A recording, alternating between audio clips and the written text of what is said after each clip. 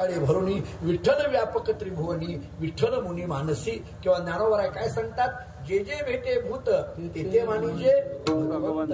मी याला काही काही उदाहरणं एका वाक्यात घेतो. आपण ऐकलेलीच आहेत, फक्त उदाहरणं देऊन पुढे जातो. नामदेव महाराजांनी कुत्र्यामध्ये देव पाहिला, कथा माहित आहे. ज्ञानेश्वर महाराजांनी रेड्यामध्ये देव पाहिला, ज्ञानदेव म्हणे तोही माझा आत्मा. एकनाथ महाराजांनी गाढवामध्ये देव पाहिला, तुकाराम महाराजांनी पाखरामध्ये देव पाहिला. मी ज्या परंपरेत आहे, माणकोजी बोधले महाराज नाव तुम्ही ऐकून असाल. धामणगाव काही फार लांब नाहीये, बार्शी वैरागच्या जवळ. आमचे मूळ पुरुष माणकोजी बोधले महाराज शेतामध्ये गेले. शेतामध्ये गेल्याबरोबर त्यांना 2 साप दिसले. तरी ते 2 साप विठ्ठल रुक्मिणी आहे अशी श्रद्धा निर्माण झाली आणि ते दोन्ही साप उचलले, डोक्यावर घेतले, घरी आले, देवघरामध्ये ठेवले. त्यांच्या बायकोचं नाव होतं ममताई. ते काही कामानिमित्त देवघरात येते. पाहते तर भले मोठेच्या मोठे 2 साप मोठ्याने ओरडायला लागले, कुणीतरी या, कुणाला तरी बोलवा, काठी घेऊन या. माणकोजी महाराज धावत आलेली विचारायला लागले, का ग ममताई, का बोलवायला लागलीस, काय झालं? त्या ममताईंनी सांगितलं, महाराज आपल्या घरामध्ये भले मोठेच्या मोठे 2 साप निघालेले आहेत, कुणाला तरी बोलवा, काठी घेऊन बोलवा. माणकोजी महाराजांनी विचारलं, कुठे आहेत साप?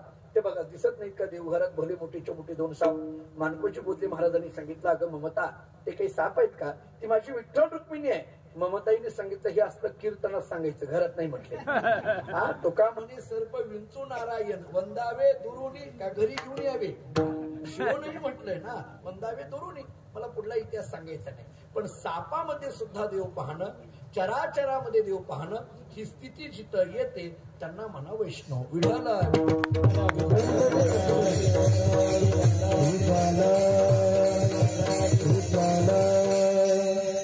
आतापर्यंत आपले झाले.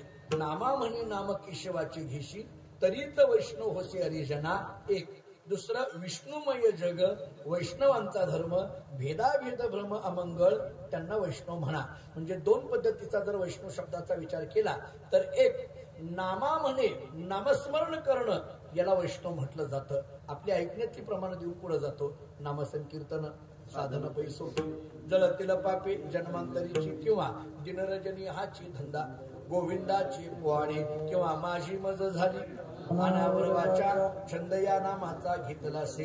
अनेक पद्धतीची वर्णन केली जातात. काय झालं म्हणे, तुकाराम महाराज देहूमध्ये अखंड नामस्मरण करत निघालेले होते. नीट ऐका, अखंड नामस्मरण त्यांचं चालू आहे. तेवढ्यामध्ये एक मनुष्य महाराजांच्या जवळ आला आणि महाराजांना म्हणायला लागला, महाराज माझं एक तुमच्याकडे काम आहे. ऐका, तो म्हटला, महाराज माझं एक तुमच्याकडे काम आहे. महाराजांना हसू आलं. तो म्हणायला लागला, काय झालं हसायला? ते म्हटले, काही नाही, अख्ख्या देहूतली लोक म्हणतात मी काहीच कामाचा नाही आणि तू कसं काही काम काढलं माझ्याकडे. म्हटले सगळं गाव म्हणतं ही काही कामाची राहिली नाहीत. आता बऱ्याचदा भजन करणाऱ्याला असंच म्हटलं जातं गावात, हे काय आता त्याच्या पुढचा वे शब्द आहे, कामातून गेले असं म्हणतात. आता कामाचा नाही, कामातून गेले. त्यामुळे अख्खं गाव मला म्हणतंय मी काही कामाचा नाही पण तू काय माझ्याकडे काम काढलं. आता ऐका, तो म्हटला, नाही महाराज, काम असं आहे, माझ्या शेतामध्ये तुम्ही भजन करावं आणि ते भजन मी ऐकावं एवढंच काम आहे. म्हटलं तुम्ही माझ्या शेतात येऊन भजन करावं एवढं काम आहे. महाराजांना पुन्हा हसू यायला लागलं. त्यांनी विचारलं, काय झालं महाराज? महाराज म्हटले, काही नाही, मला शेतामध्ये घेऊन मला जे काम येतंय तेच तू सांगितलं, हे बरं केलं म्हटलं. कारण मला भजनाशिवाय दुसरा धंदाच नाही. दिनरजनी हाची धंदा गोविंदाची पोवाडे. बरं झालं म्हटले. तो म्हटला, मग महाराज नक्की उद्यापासून हो येतो. जरा पुढे गेलेला पुन्हा माघारी आला. तो म्हटला, महाराज ते टाळ पकवाज बिना सगळं घेऊन या बरं का, तुमचं घेऊन या. आम्हाला सुद्धा कधी कधी लोक कीर्तनाच्या तारखा देताना म्हणतात, महाराज गुत्त कुठून शब्द काढले आणि काय केलंय सगळं तुमच्याकडे गुत्त. म्हणलं काय हे काय आता काय धंदा आहे भाई, काय गुत्त? तो म्हटला, नाही महाराज, सगळं टाळ आणा तुम्ही, पकवास तुम्हीच आणा, टाळकरी तुम्हीच आणा, पकवाजा तुम्ही आणा. मी म्हटलं, ऐकणारी तरी तुझे आहेत का घेऊन येऊ? काळामध्ये विचित्र परिस्थिती आहे. तसं तो म्हटला, महाराज ते टाळ पकवास बिना सगळं तुम्ही घेऊन या बरं का, माझ्याकडे काही नाही. महाराज म्हटले, काळजी करू नको, येतो घेऊन. ते म्हटले, मग उद्या हो नक्की. झालं. गावामध्ये सगळीकडे बातमी गेली काय की या शेतकऱ्यांनी तुकाराम महाराजांना शेतात उद्यापासून बोलवलं आणि शेतामध्ये तुकाराम महाराजांचं भजन याच्या शेतामध्ये करणार ही गावामध्ये सगळीकडे बातमी पसरली. गावातली काही 10-5 शहाणी सुरती माणसं ऐका त्या शेतकऱ्याकडे गेली आणि त्याला म्हणाले, तुला कळतंय का काय? ते म्हटले, काय? तो तुकाराम महाराजांना भेटायला गेला होता म्हणे. हो. उद्यापासून तुकाराम महाराज तुझ्या शेतात येणार म्हणे. हो. भजन करणार म्हणे, हो. तू भजन ऐकणार म्हणे, हो. कशाला नादी लागला तुकाराम महाराजांच्या? जी माणसं तुकाराम महाराजांच्या नादी लागली संसाराचं वाटोळं झालं, तू कशाला आणखीन त्या भानगडीत पडायला लागलाय? लाख बोलायला सुरुवात केली. ह्या सगळ्यांचं बोलणं झाल्यानंतर तो म्हटला, झालं का बोलून तुमचं? हो झालं. आता नीट ऐका, मी तुकाराम महाराजांना उद्यापासून शेतात का बोलवलं त्याचं कारण आहे. मला सध्या शेतामध्ये पाखरं राखण करण्याकरता एका गड्याची गरज आहे. कळलं बोलणं? अशा काळामध्ये कुठून गडी शोधायचा? तुकाराम महाराजांना शेतात बोलवलंय, भजन करणार म्हणजे तुकाराम महाराज टाळ पकवाज वाजवणार आणि टाळ पकवाजाच्या आवाजामध्ये कणसावरची पाखरं उडून जाणार. टाळ पकवाजाचा आवाज आल्यानंतर पाखरं राहतील का? नीट ऐका, टाळ पकवाजाचा आवाज आला, पाखरं राहतील? जरा कुठलं उडू? अहो, टाळ पकवाजाचा आवाज आला की माणसं उठून चालली, पाखराचं काय घेऊन? माणसं सुद्धा म्हणतात यांचं झाल्यावरच गावात जाऊ आता काय? तो म्हटलं आधी 10-5 माणसं म्हणजे अरे वा, आम्हाला लक्षातच झालं नाही, हुशार असतो. ते म्हटले हो झालं. दुसऱ्या दिवशी कट्टा केला होता. असा जसा कट्टा केला तसा त्यानं शेतामध्ये कट्टा केला मातीचा. महाराज त्याच्यावर जाऊन बसले. महाराजांचं भजन, ते टाळ विना घेतला आणि महाराज भजन करायला लागले. आता ते तुकोबारांचं भजन, अहो इतकं गोड स्वरामध्ये ते भजन सुरू झालं, इतक्या गोड आवाजामध्ये भजन चालू. खरं सांगू तुम्हाला, त्या शेतामध्ये असलेली जी पाखरं होती कणसावर बसलेली, ती पाखरं तर भजन ऐकतच होती, पण भजन इतकं गोड, दुसऱ्याच्या शेतातली पाखरं उठून याच्या शेतात येऊन बसायची. आणि मग त्या पाखराकडे बघून महाराज म्हणायला लागले, विष्णुमय जग वैष्णवाचा धर्म विठ्ठल.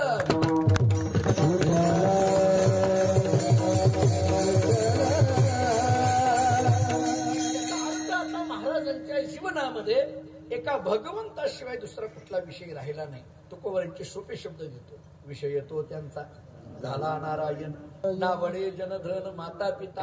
आता त्यांच्या प्रेमाचा अन्य कोणता विषय राहिला नाही. नारद भक्ती सूत्र नावाचा एक ग्रंथ आहे, त्याच्यामध्ये वर्णन असं आलंय, अव्यावृत भजनात म्हणजे अखंड भजन किंवा यत् प्राप्य न किंचित वांछति न शोचती न रमते न द्वेष्टी न उत्साही भवती यल्लब्ध्वा पुमान सिद्धा भवती तृप्तः भवती अमृतः भवती. नारद भक्ती सूत्र असं सांगतं, यत् प्राप्य न किंचित वांछति. यत म्हणजे परमात्मा, तो प्राप्त झाल्यामुळे आता कशाची इच्छा शिल्लक राहिली नाही. जो काही अंतःकरणातला प्रेम आहे त्या प्रेमाचा सगळा वर्षाव केवळ आणि केवळ भगवंताच्या ठिकाणी आहे. तुकाराम महाराज अखंड खंड ना जीवन राम कृष्ण नारायण,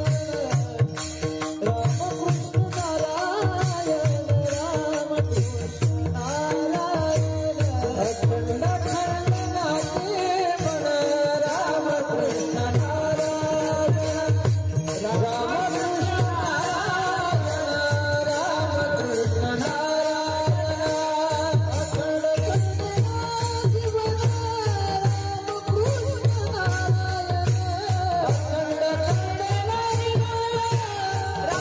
कृष्ण नारायण,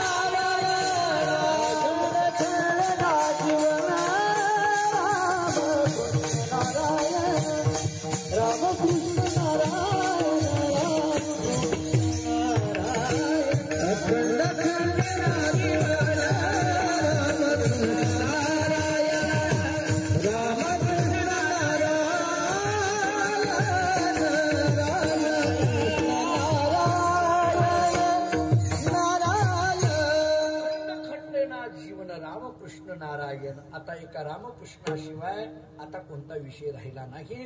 अंतःकरणातला प्रेमाचा निरतिशय विषय जर कोणता झाला असेल तर तो भगवान झालेला आहे. थोडं आणखीन एक वेदांतातलं चिंतन सांगून पुढे जातो. असं आहे, जीवाला देवापर्यंत जाण्याकरिता प्रतिबंध असतो तो पंचविषयाचा असतो. प्रतिबंध असतो तो पंचविषयाचा. जर आपण ज्ञानेश्वरी वाचत असाल तर 7व्या अध्यायामध्ये ज्ञानोबारांनी असं सांगितलंय, जेतो विषयांची दाट झाली, माझी कामक्रोधांची सांकडी, चुकावणी आला पहाडी सदवासनेचा. किंवा दुसरं एक विरहिणीतलं प्रमाण देतो. विरहिणीमध्ये एक गोपिका भगवान श्रीकृष्णाला हाका मारताना असं म्हणते, कान यारे जग जेठी देई भेटी एक वेळा. पुढचं चरण महत्वाचं आहे. काय मोकलिले वनी आणि सावजानी वेढिले. तिथला जो वनी आहे का नाही, तो वन म्हणजे कोणतं? जेतो विषयांची धाट झाडी असं असलेलं वन. म्हणजे शब्द स्पर्श रूप रस गंध या पंचविषयाच्या दाट झाडीमध्ये हा जीव अडकला. मी एका वाक्यात उत्तर देऊन पुढे जातो. शब्द नावाचा विषय. शब्द म्हणजे स्तुती. शब्द या शब्दाचा अर्थ स्तुती. कोणालाही सोडत नाही महाराज. प्रत्येकाला वाटतं स्तुती आपली व्हावी. प्रत्येकाला वाटतं, लहानापासून थोरापर्यंत प्रत्येकाला वाटतं स्तुती होत राहावी. शब्द नावाच्या विषयामध्ये एक जीव गुंतला, स्पर्श नावाच्या विषयामध्ये कोणी गुंतलं, रूप नावाच्या विषयामध्ये कोणी गुंतलं, रस नावाच्या विषयामध्ये कोणी गुंतलं आणि गंध नावाच्या विषयामध्ये कोणी गुंतलं. ज्ञानोबांनी उदाहरणं असं दिलेले. हरिण शब्द नावाच्या विषयामध्ये गुंतत, मरावं लागलं. हत्ती स्पर्श नावाच्या विषयामध्ये गुंतला, मरावं लागलं. कीटक रूप नावाच्या विषयामध्ये गुंतला, मरावं लागलं. मासा गंध नावाच्या विषयामध्ये गुंतला, रस नावाच्या विषयामध्ये गुंतला, मरावं लागलं. आणि भुंगा गंध नावाच्या विषयामध्ये गुंतला, मरावं लागेल. आता एक पुढचं वाक्य सांगतो. एका विषयामध्ये एक जीव गुंतला, त्याला मरावं लागलं. पाचही विषयामध्ये जो मनुष्य जीव गुंतला त्याचं काय होईल? विठाला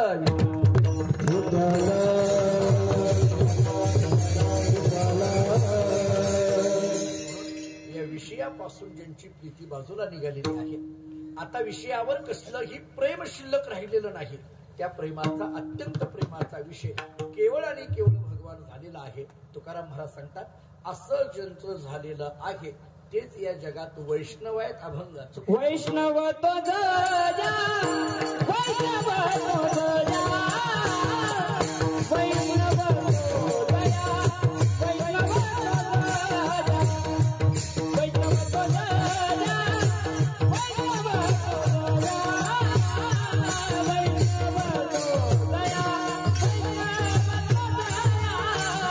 वैष्णव तो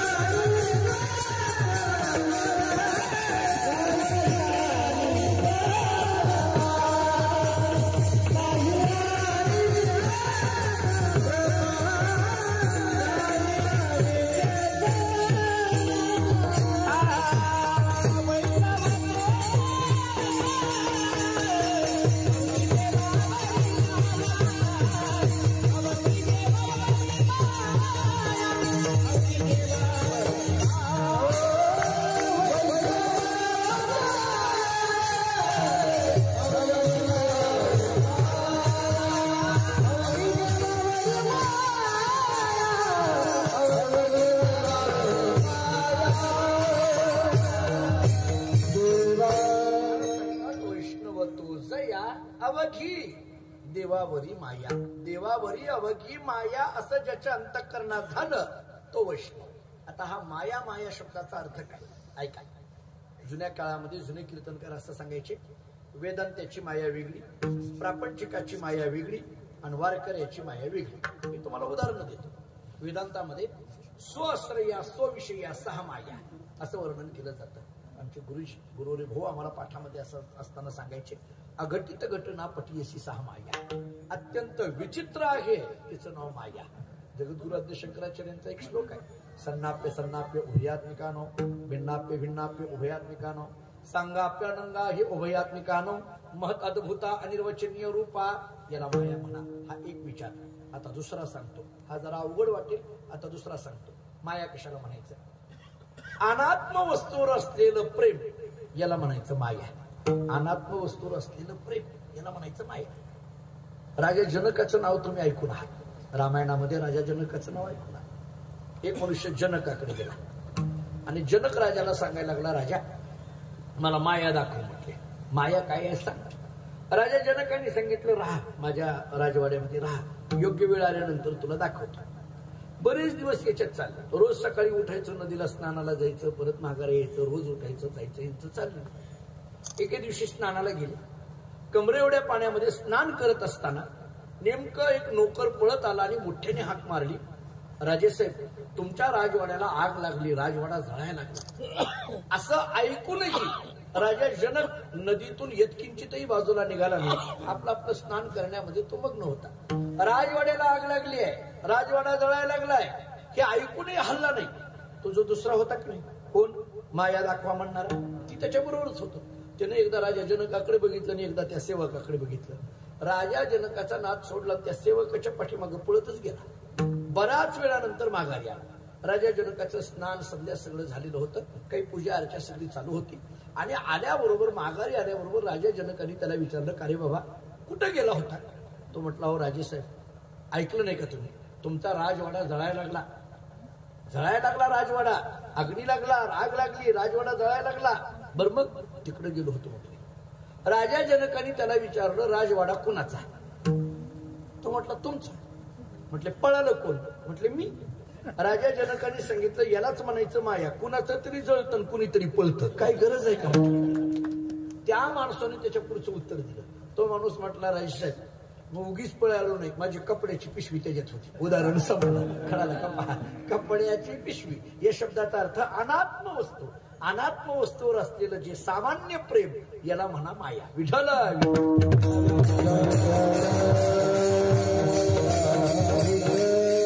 याला प्रापंचिकाची माया म्हटलं. मला सांगायचे 3 मुद्दे. पहिला वेदांताची माया, दुसरा प्रापंचिकाची माया, आता मला तिसरं सांगायचं आहे, ऐका, वारकऱ्याची माया. म्हणजे काय? याला दुसरा शब्द आहे भक्तिशास्त्रामध्ये परमप्रेम. आता हे प्रेम 3 पद्धतीचं असतं, नीट ऐका. एक वात्सल्य प्रेम आहे, दुसरं सख्य प्रेम आहे आणि तिसरं परमप्रेम आहे. माया माया शब्दाचा अर्थ चाललाय कशामुळे? कारण या अभंगातच महाराजांनी शब्द वापरलाय, वैष्णव तो जया अवघी देवावरी माया. आता त्यातला प्रेमाचा प्रकार सांगितला वात्सल्य. आई आणि मुलामध्ये असलेलं जे प्रेम आहे याला वात्सल्य प्रेम म्हणा. आई आणि मुलामध्ये असलेलं प्रेम वात्सल्य प्रेम. तुम्ही आता शिक्षण क्षेत्रामध्ये काम करणारी मंडळी आहात इथं, त्यामुळे साने गुरुजींचं चरित्र जवळजवळ माहीत असलेली मंडळी आहात. त्यातल्या त्यात मी नवीन मंडळींना, नवीन मुलाला म्हणेल, आता ही आमच्या संस्थेतली मुलं वगैरे आहेत, त्यांना मी आवर्जून म्हणेल, काही पुस्तकं, काही अवांतर पुस्तकं म्हणजे ज्ञानेश्वरी गाथा आपण वाचतो का नाही, त्याच्याबरोबर काही अवांतरही वाचावं. म्हणजे अवांतर म्हणजे अलीकडल्या कीर्तनामध्ये जितकं अवांतर चाललंय तितकं नाही, हे त्याच्या पुढचं सांगतो. म्हणजे त्यातल्या त्यात साहित्य वाचावं, मराठी साहित्य वाचलं पाहिजे. आता सगळी शिक्षण क्षेत्रातले योगेश सर आहेत, बाकी सगळी मंडळी आहेत, साहित्य वाचलं पाहिजे.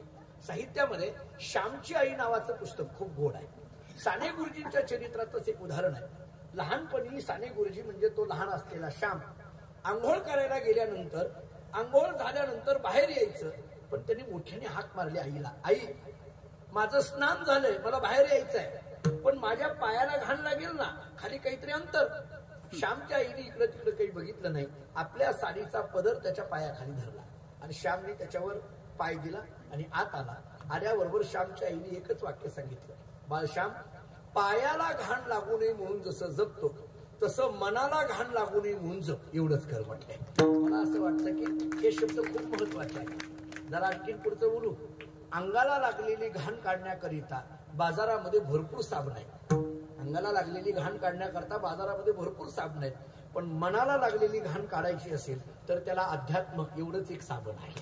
दुसऱ्या साबणाने ती घाण निघणार, कारण या मनामध्ये अनेक विकार मिसळलेले, कधी कुठून कोणत्या पद्धतीने मिसळतात सांगता येत नाही. कधी माणसाच्या मनामध्ये काम नावाचा विकार येतो, सांगता येत नाही. कधी क्रोध नावाचा विकार येतो, सांगता येत नाही. कधी लोभ नावाचा विकार येतो, सांगता येत नाही. कधी अहंकार निर्माण होईल, सांगता येत नाही. म्हणून तर नामदेव यांचे शब्द आहेत, अहंकाराचा वारा न लागो राजेसा. कधी कुठून अहंकार येतो काही कळत नाही. आम्ही एका गावामध्ये कीर्तनाला गेलो, 9 ते 11चं कीर्तन होतं. 6 वाजताच पोहोचलो, लवकर पोहोचलो. तसं शक्यतो अलीकडे पोहोच ना मी लवकर, पण तिथं पोहोचलो. अलीकडल्या ह्या ह्या प्रवासाच्या दगदगीने, पण पूर्वी काही इतकी धावपळ नव्हती. आता रात्री मी कुठं उदगीरच्या पलीकडे नांदेड जवळ होतो, रात्री तिथून पहाटे निघायचं, पोहोचायला जरा उशीर लागतो. पण पूर्वी एवढी धावपळ नव्हती. 9ला कीर्तन, मी 6ला गेलो. आता मला सांगा, एखादे महाराज लवकर आल्या म्हटल्यानंतर लवकर आलात तुम्ही, अरे आता काय वाईट आहे का? म्हणजे कधी कधी माणसाला महाराज लवकर आल्यावर सुद्धा फार अवघड वाटतं. ते पुणे भागात जर कीर्तन केलं, आता आसाराम महाराज आहेत, ही सगळी महाराज मंडळी त्यांना माहिती आहे, ते पुण्या भागामध्ये 7 ते 9 कीर्तनाची वेळ असते. मी एका दिवशी कीर्तनाला गेलो, ते 7 वाजता जायच्या ऐवजी मला जरा ट्रॅफिकमध्ये अडकलो, 7:30 वाजल्या. मग ते ज्यांच्या घरी माझी व्यवस्था केली होती, मी तिथे गेलो, फेटा बांधायला लागलो. तिथल्या बाईंनी मला सांगितलं, अहो महाराज तुम्ही 6 वाजता येणार जेवायला, म्हणून आम्ही स्वयंपाक करून ठेवला, वाट बघत होतो. म्हटलं हो मावशी, म्हटलं पण काय करू, ट्रॅफिकमध्ये अडकलो, त्यामुळे ठीक आहे काही का असे ना, म्हटले पुढल्या वर्षी येताना अगोदर जेवायला या, म्हणजे या वर्षी तसंच जा. गमतीचे म्हणजे पुण्यातली लोक तर फार विचित्र काम सगळं. तसं कधी कधी अशी गंमत होऊन जाते. मी लवकर गेलो, 6ला गेलो. त्यांनी सांगितलं महाराज आता काय, म्हटलं काही नाही, 2 तास विश्रांती घेतो, 8 वाजता जेवण करू, 9 वाजता कीर्तन करू. ते म्हटले मग तुम्हाला आता चहा पाणी, म्हणलं मला काही लागत नाही. म्हटलं ठीक आहे. त्यांनी एका माणसाला माझ्याजवळ ठेवलं. ते म्हटले आम्ही बाकीची कामं बघतो, ह्या माणूस तुमच्याजवळ राहू द्या. मी म्हटलं अहो काही गरज नाही. ते म्हटले नाही राहू द्या. अहो मला काही लागत नाही, कशा करता त्याला, उगीच त्याला काही काम असलं जाऊ द्या.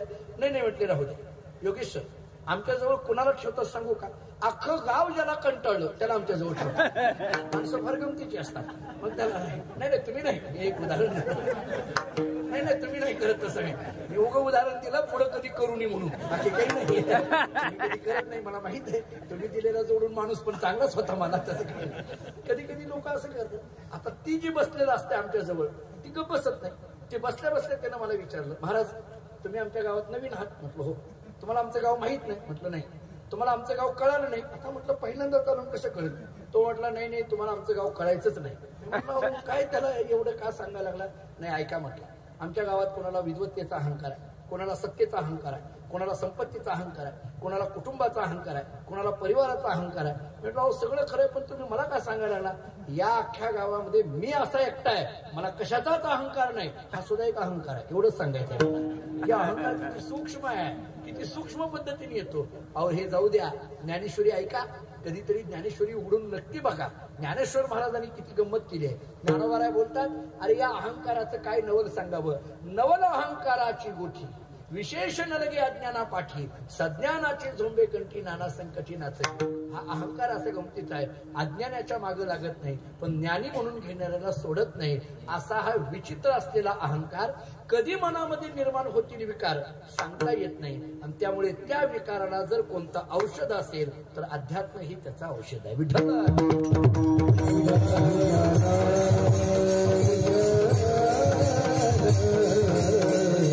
मला सांगायचंय वात्सल्य प्रेम, पहिला मुद्दा माझा संपला. आता दुसरा मला सांगायचा आहे सख्य प्रेम. सख्य प्रेम या शब्दाचा अर्थ काय, 2 मित्रांमध्ये असलेलं प्रेम, याला सख्य प्रेम म्हणा. ज्ञानेश्वरीतली एक ओवी देतो.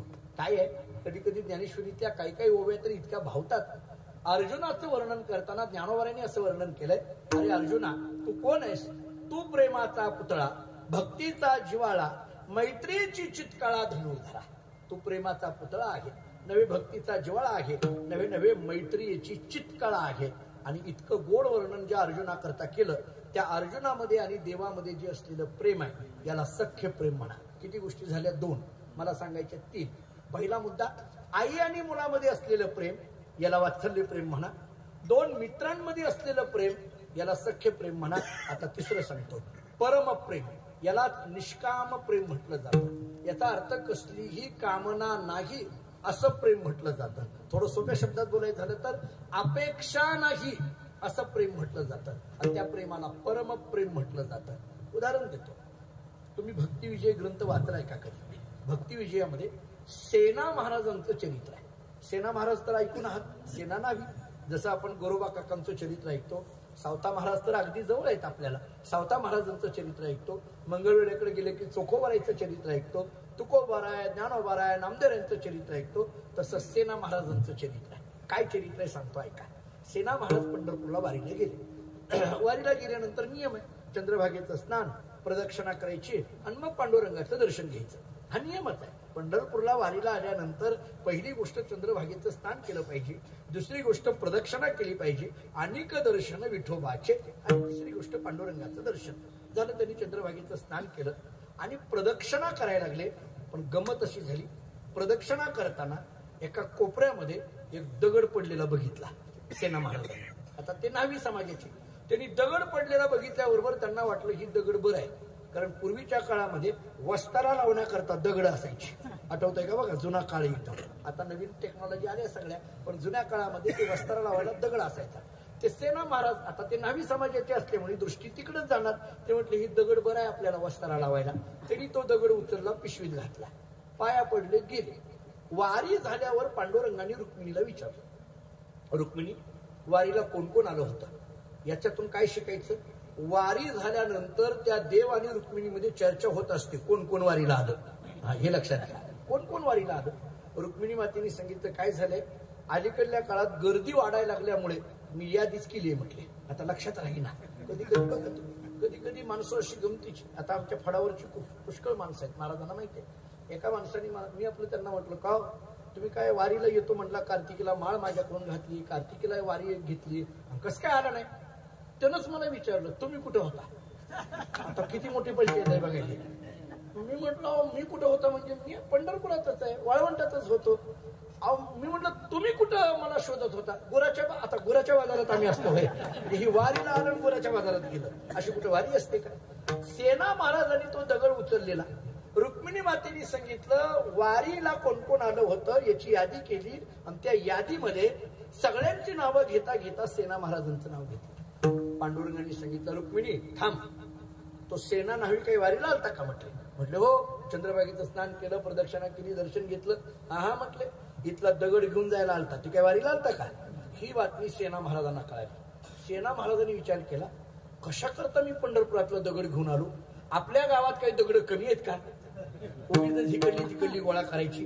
ते म्हटले कशा करता हे केलं? म्हटले उगीच्या उगा आणला, आपलं चुकलं. म्हटले पुढल्या वारीला गेल्यानंतर ज्या कोपऱ्यात दगड आणला होता तिथं टाकून दिला. परत वारी पूर्ण केली.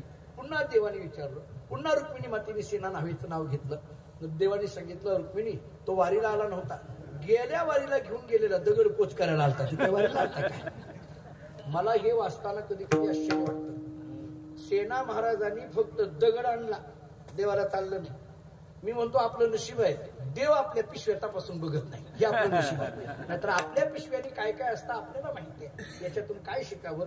कसल्याही पद्धतीच्या अन्य वस्तूवर प्रेम न राहता केवळ जिथं भगवंतावर प्रेम ज्याच्या अंतःकरणात आहे त्यांना वैष्णव म्हटलं जातं, त्यालाच परमप्रेम म्हटलं जातं, त्यालाच माया म्हटलं जातं. महाराज सांगतात अवघी देवावरी माया, आणि ही माया असल्यामुळे आता त्यांच्या दृष्टीने बाकी कशालाही किंमत नाही. अभंगाचं नाही अनेक प्रमाण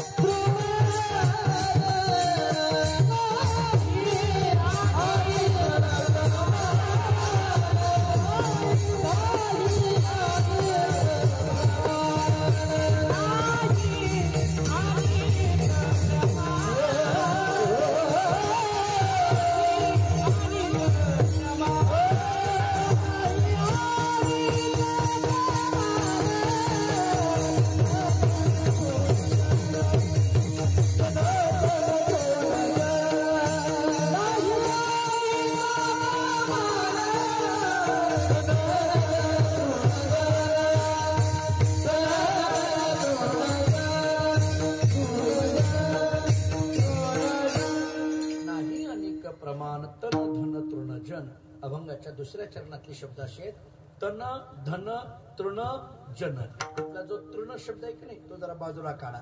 तन धन जन एकत्रित करा आणि याच्याकरता एक दुसरं प्रमाण देतो. तन धन जन केले तृणाही समान, अशी महाराजांची भाषा आहे. म्हणजे तन केले तृणा समान, धन केले तृणा समान आणि जन केले तृणा समान. तन या शब्दाचा अर्थ शरीर, शरीराचा तृण, तृण या शब्दाचा अर्थ गवत.